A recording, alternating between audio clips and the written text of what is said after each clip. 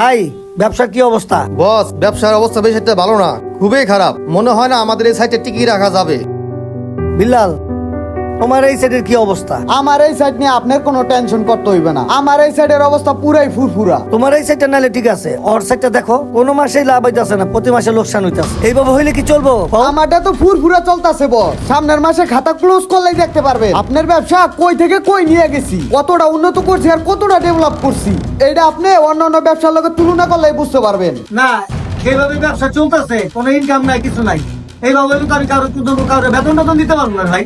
বস, সামনের সপ্তাহে আমার খাতা টান দিবেন। খাতা টান দিলে আপনি বুঝতে পারবেন আপনার ব্যবসা কই থেকে কই নিয়ে গেছে আর কতটা ডেভেলপ হয়েছে। বিল্লাল, তুমি জানো যে আমার এই কারখানায় যত স্টাফ আছে, একে সবচেয়ে পছন্দ করি তোমারে।